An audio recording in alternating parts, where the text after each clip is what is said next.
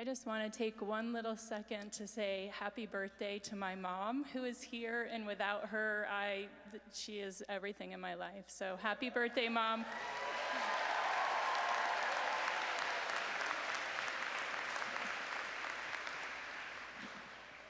President Libby, faculty, and Stetson students, I stand before you very humbled to be chosen to speak at my alma mater's 2019-2020 Convocation.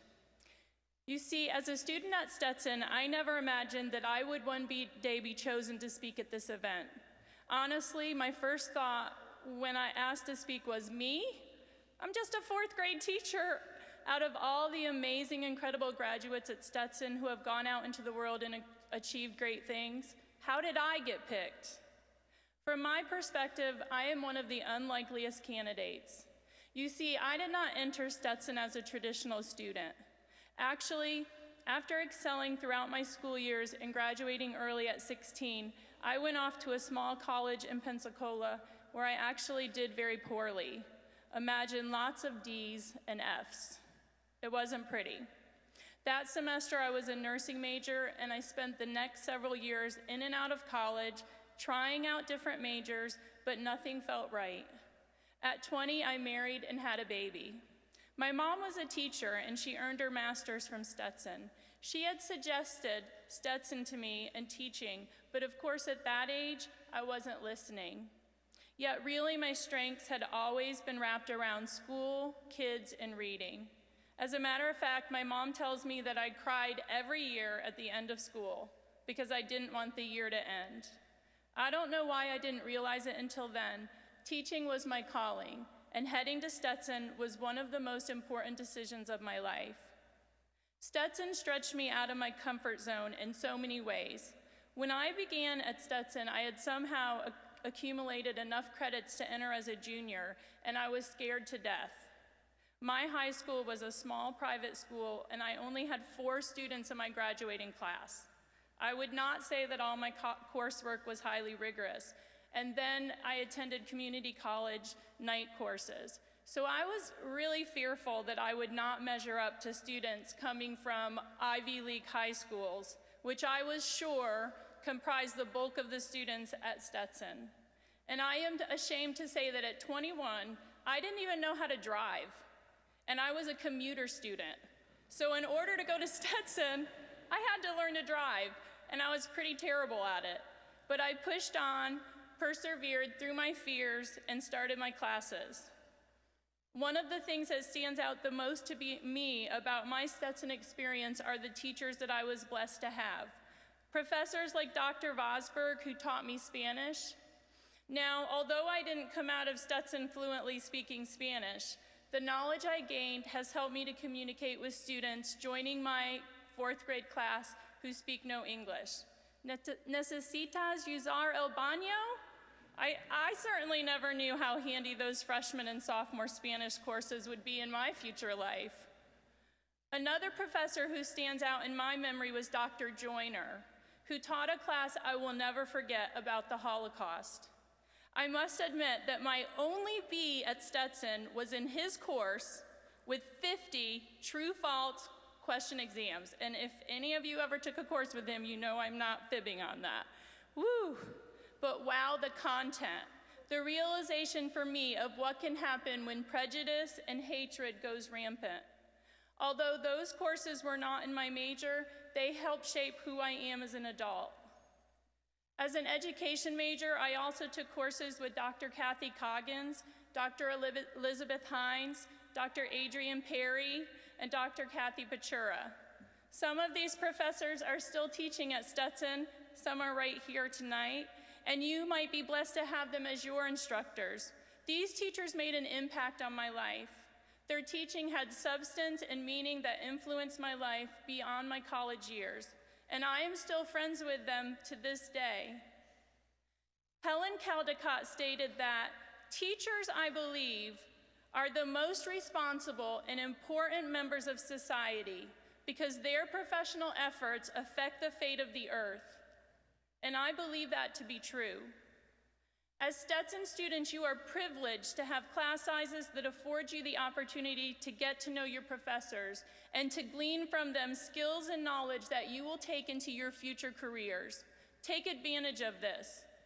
I noticed on a bulletin board that Stetson even has a program allowing students to invite a professor to lunch called Flunch.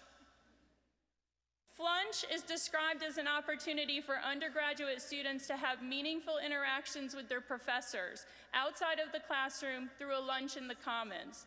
This is an amazing opportunity to grow and learn as you explore the direction you want your life to take. Reading has always been a passion of mine since I was a little girl. I have thousands of books in my classroom. I actually might have a book hoarding problem.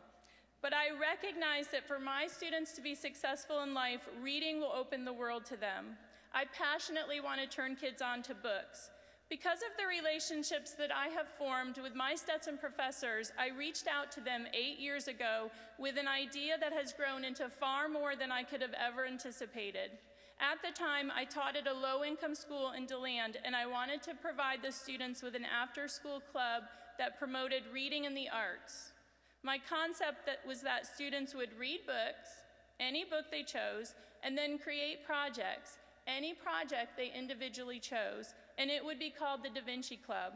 To pull it off, I needed funding, so I contacted Betty Hines with my idea, and before I knew it, my idea was a reality, thanks in a large part to the Hollis Foundation. Today, the club has over 50 students participating each year at my school and has spread to other schools both here in DeLand and out of state. This would have never been possible without the support of my alma mater. I've mentioned how much I've gained from my Stetson experience as a student, but now I would like to take a moment to mention how much I've gained as an adult educator in DeLand from the Stetson students that I have worked with over the years. Each year, I have Stetson students who volunteer to work with the children in the Da Vinci Club, and that is such a blessing to my students, many who come from families where no one has a college degree or has even attended college. Stetson athletes have also volunteered their time to come and speak to my students. For my students from a variety of backgrounds, Stetson scholars have served as important role models. With some, they have even inspired them the dream to be first-generation college graduates. I would like to challenge you to think beyond your Stetson campus to the community of DeLand. Not only can you have an impact on the lives of others, but you will also gain skills and experience to use in your future life in ways you cannot conceive of today. Winston Churchill stated that, "You make a living by what you get. You make a life by what you give."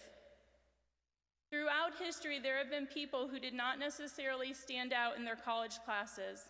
However, their college experience enabled them to go on and achieve great things.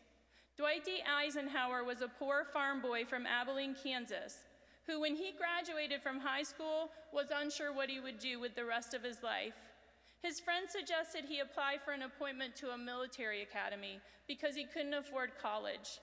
President Eisenhower graduated 61st out of 164 graduates from West Point. Ike's class at West Point, the class of 1915, would come to be known as the class the stars fell upon because of the large number of graduates who went on to become 5-star and 4-star generals. But Eisenhower at the time was considered a somewhat lackluster student because he wasn't the best academician. However, his experiences at West Point prepared him to become the supreme commander of the Allied forces, ending World War II and becoming the 34th President of the United States. As a student at Stetson, I participated in my classes, got to know my professors, and I achieved high grades. But when graduation came, I was not the recipient of the Outstanding Future Educator Award. But I was prepared to enter the world of education and make an impact that will last forever. Abigail Adams, wife of President John Adams, stated that learning is not attained by chance. It must be sought for with ardor and attended with diligence. Stetson students, freshmen, sophomores, juniors, and seniors, What will you take from your experience at Stetson to prepare you for the rest of your life? What path will you choose? The Road Not Taken by Robert Frost. Two roads diverged in a yellow wood, and sorry I could not travel both. And be one traveler, long I stood, and looked down one as far as I could to where it bent in the undergrowth. Then took the other, as just as fair, and having perhaps the better claim, because it was grassy and wanted wear, though as for that, the passing there had worn them really about the same. And both that morning equally lay in leaves no step had trodden black. Oh, I kept the first for another day, yet knowing how way leads on to way, I doubted if I should ever come back. I shall be telling this with a sigh, somewhere ages and ages hence, two roads diverged in a wood, and I took the one less traveled by, and that has made all the difference.